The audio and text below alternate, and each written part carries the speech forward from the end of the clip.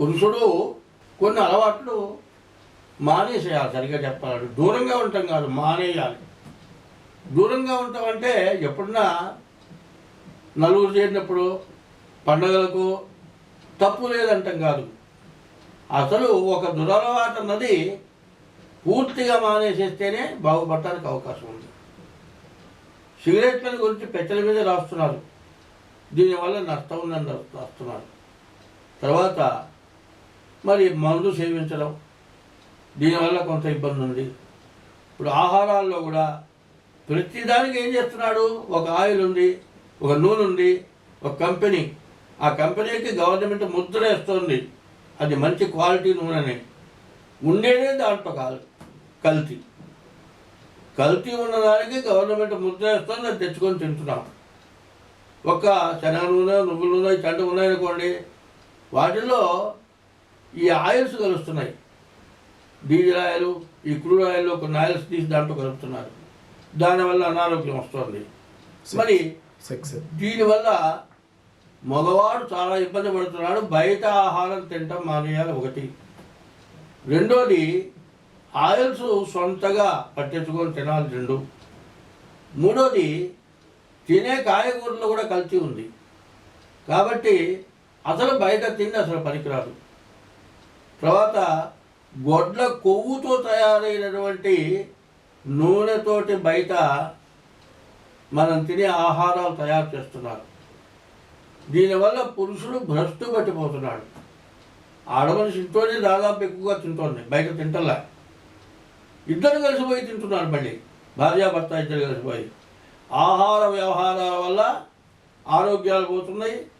ఆరోగ్యం పోవటం వల్ల కుటుంబాలు భార్యాభర్తల కలియకపోతుంది, దానివల్ల భ్రష్టత్వం పడుతోంది.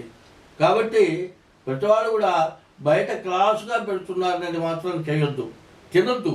ఎందుకంటే ఇవాళ ప్రత్యేకమైనటువంటివి ఈ టమాటా దోశ ఇట్లాంటివి కొన్ని చోట్ల పెట్టారు. ఇప్పుడు అటువంటి ఆహారాలు తినాలి, బలమైన ఆహారాలు తినాలి. బలమైన ఆహారాలు తింటే ఎక్కువ రోజులు మనం జీవిస్తాం, దీనివల్ల తక్కువ రోజులు జీవిస్తాం.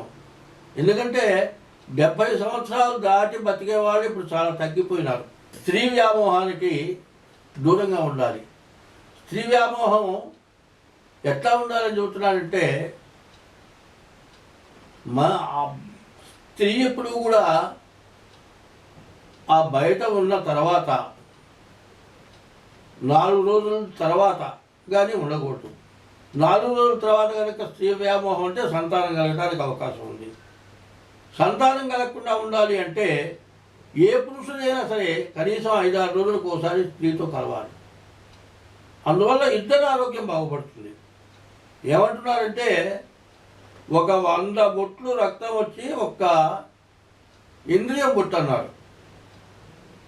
మనం మన ఇంద్రియాన్ని ఎంత కోల్పోతున్నామో చూసుకోండి.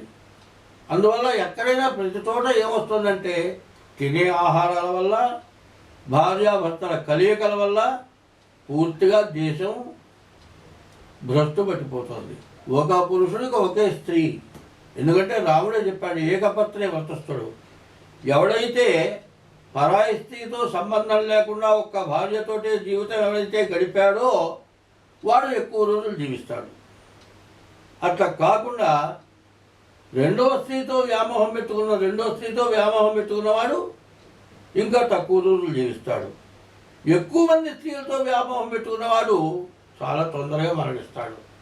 మనం ఎక్కువ రోజులు బతకాలా, ఎక్కువ రోజులు జీవించాలా? మన పిల్లలు పెద్దవాళ్ళై వాళ్ళ దారికి వచ్చేంత వరకు మనం పిల్లల్ని రక్షించుకోవాలి అనుకుంటే పరస్త్రీ వ్యామోహం మానేయండి.